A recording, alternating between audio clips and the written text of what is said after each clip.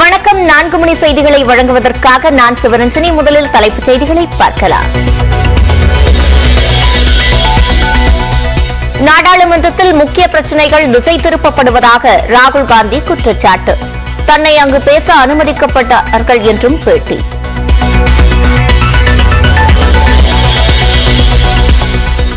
அருணாச்சல பிரதேசத்தில் விமானப்படை ஹெலிகாப்டர் கீழே விழுந்த விபத்து. 2 பைலட்டுகள் உயிரிழப்பு.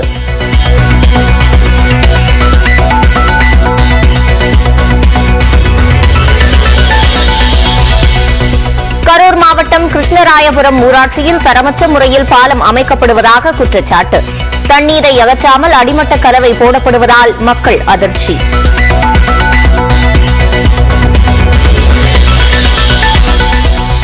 முதலமைச்சர், அமைச்சர்கள் பங்கேற்கும் விழாக்களில் பேனர்கள், கட் அவுட், பிளக்ஸ் போர்டு வைக்கக்கூடாது. மீறினால் கடும் நடவடிக்கை என திமுக நிர்வாகிகளுக்கு RS பாரதி எச்சரிக்கை.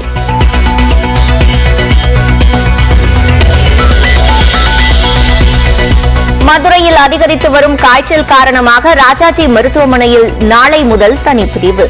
கோவையில் முன்னெச்சரிக்கை நடவடிக்கையாக தயார் நிலையில் 30 படுக்கைகள்.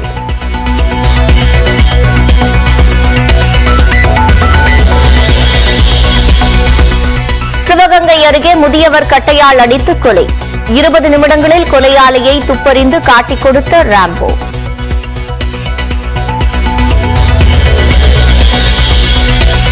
பெண்ணாகரம் அருகே கிணற்றில் தவறி விழுந்த குட்டி யானை முதுமலை கொண்டு செல்லப்படுகிறது. 1 வாரமாக யானையை பராமரித்தவர் பிரிவை தாங்க முடியாமல் கண்ணீர்.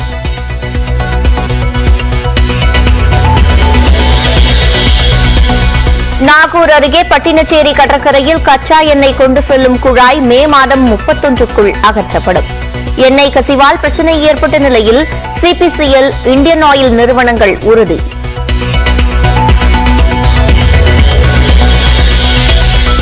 காய்ச்சல் காரணமாக தமிழ்நாட்டில் பள்ளிகளுக்கு விடுமுறை விடும் சூழல் இல்லை. 9ஆம் வகுப்பு வரை முன்கூட்டியே தேர்வு நடத்த ஆலோசிக்கவில்லை என்றும் அமைச்சர் அன்பில் மகேஷ் பொய்யாமொழி விளக்கம்.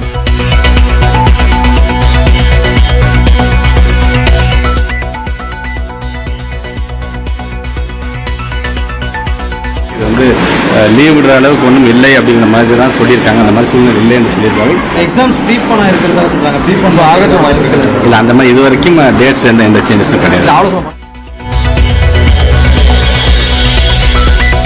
+2 தமிழ், ஆங்கிலம் எழுதாத 50,000 மாணவர்கள் மற்ற தேர்வுகளை எழுத வைக்க நடவடிக்கை. ஆலோசனை கூட்டத்திற்கு பின் அமைச்சர் அன்பில் மகேஷ் பொய்யாமொழி தகவல். அதிமுக பொதுக்குழு தீர்மானங்களுக்கு எதிராக மனோஜ் பாண்டியன் தாக்கல் செய்த வழக்கை தள்ளுபடி செய்ய வேண்டும். உயர்நீதிமன்றத்தில் எதிர்க்கட்சித் தலைவர் எடப்பாடி பழனிசாமி பதில் மனு.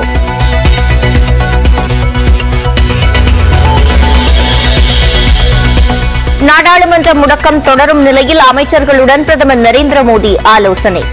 அதானி விவகாரம் பற்றி பேச அனுமதிக்காதது குறித்து குடியரசுத் தலைவரிடம் முறையிட எதிர்க்கட்சிகள் முடிவு. நாடாளுமன்ற வளாகத்தில் காங்கிரஸ் உள்ளிட்ட எதிர்க்கட்சிகள் மனித சங்கிலி போராட்டம். அதானி விவகாரத்தில் நாடாளுமன்ற கூட்டுக்குழு விசாரணை நடத்த கோரிக்கை. EPS உருவ பொம்மையை எரித்த பாஜக நிர்வாகியை நீக்கிவிட்டு மீண்டும் கட்சியில் சேர்த்த விவகாரம். எரிகின்ற தீயில் எண்ணெயை ஊற்றும் செயல் என பாஜகவுக்கு முன்னாள் அமைச்சர் ஜெயக்குமார் கண்டனம்.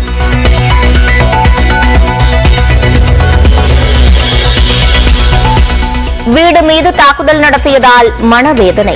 பேசும் மனநிலையில் இல்லை என திருச்சி இல்லத்திற்கு வந்த திமுக MP சிவா பேட்டி.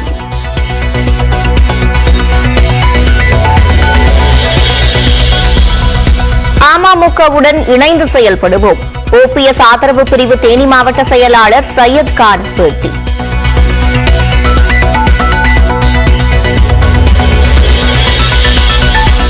கொடைக்கானல் வனப்பகுதியில் மீண்டும் தீ விபத்து. டால்பின் நோஸ் சுற்றுலா தலத்திற்கு செல்ல அனுமதி மறுப்பு.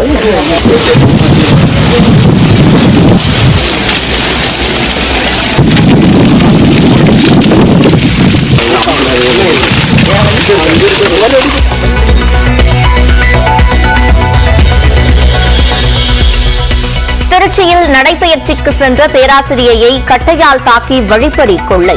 மயங்கி விழுந்தவரை தரதரவென இழுத்துச் செல்லும் பகீர் காட்சிகள் வெளியாயின.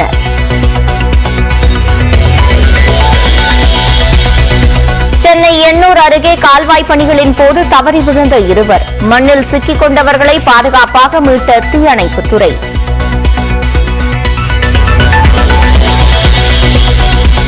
கடலூர் மாவட்டம் வேப்பூர் அருகே பக்தர்கள் தலையில் தீ வைத்து பொங்கலிட்ட சூழல்.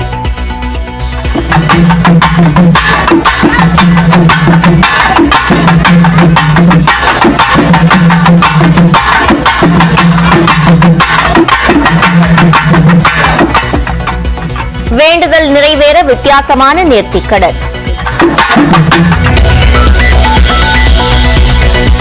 துருக்கியில் பெய்த கனமழையால் கடும் வெள்ளப்பெருக்கு. நூற்றுக்கணக்கான கார்கள் தண்ணீரில் அடித்துச் செல்லப்பட்டன.